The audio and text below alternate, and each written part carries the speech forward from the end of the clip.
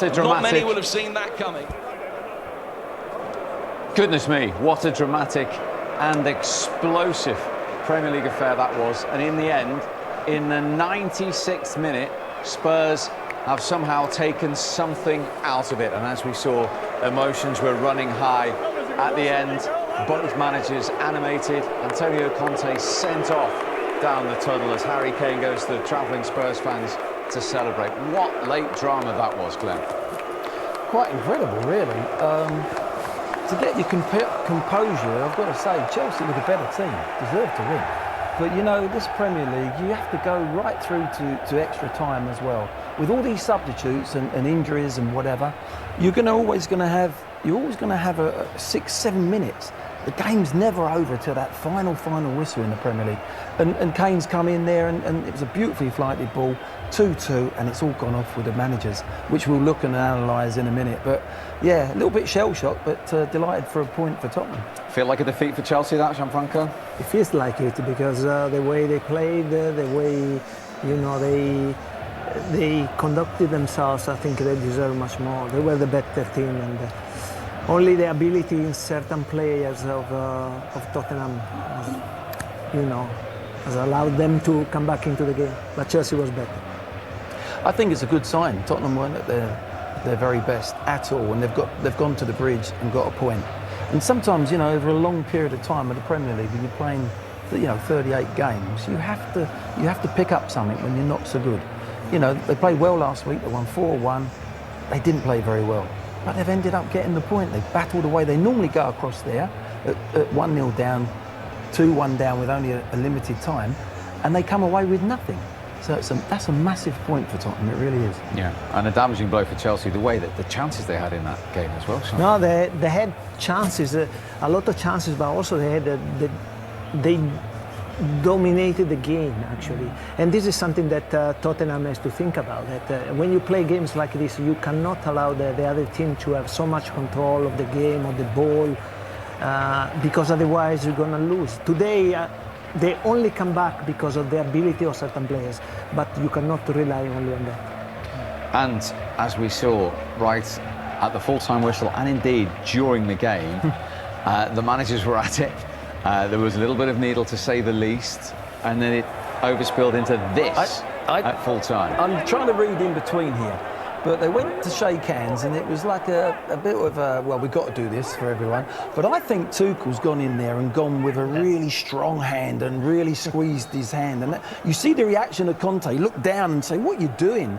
And then it goes all off. And for some reason, Conte gets a red card and Tuchel walks away. No, I think we understand that Tuchel's been shown the red card as well. He got red card as well? OK, well, that's evened it up. That's no problem. Oh, both assistants are like that now. They've got to take over the next game.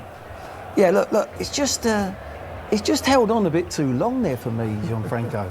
No, he clearly did that because Antonio was the first one to step in to go and shake hand with him.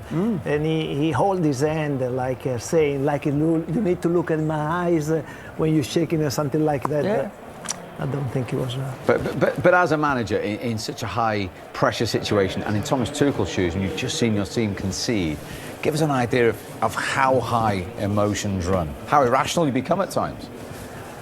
No, you are in a painful situation if you were in Tuchel's shoes, because obviously you saw your team playing so well, dominating.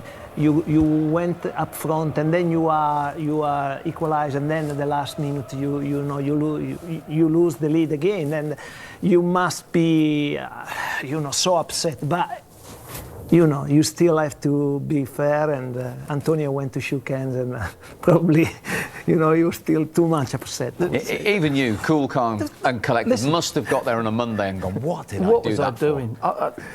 Me and Tony Pulis, when I was Wolves manager, well, it was ridiculous, and you look back and you think it was down the tunnel and everything, and it went on, and I'm thinking afterwards, what on earth? You become a different person.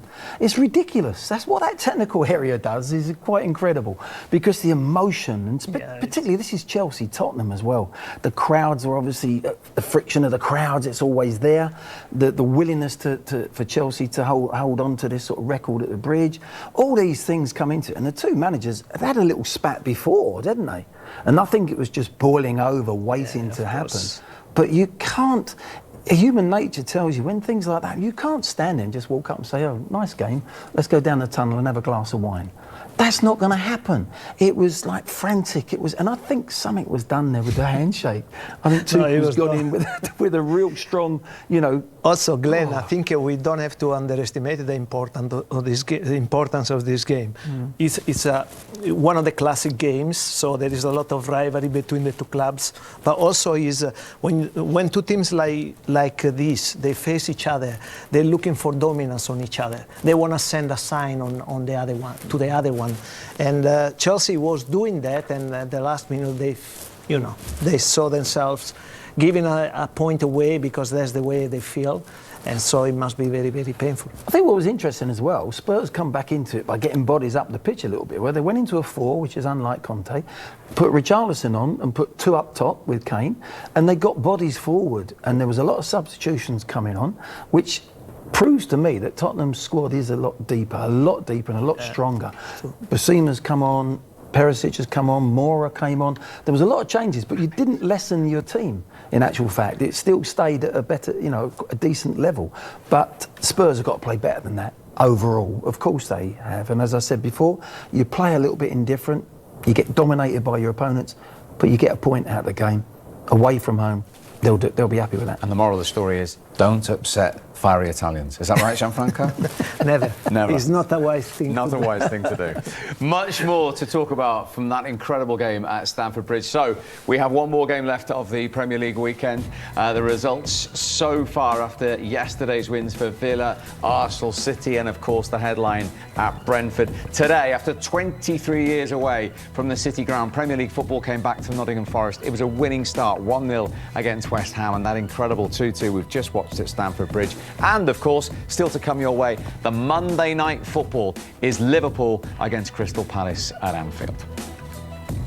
Just a couple of games in for most, 36 still to go, but as it stands, because of that late pegging back, not to 100% records for Chelsea or Tottenham anymore, so they are just City and Arsenal who have 6 out of 6.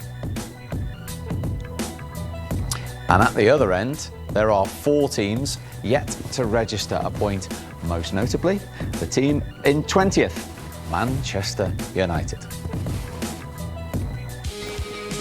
Well, we all need a brief reprise after that because that was incredible.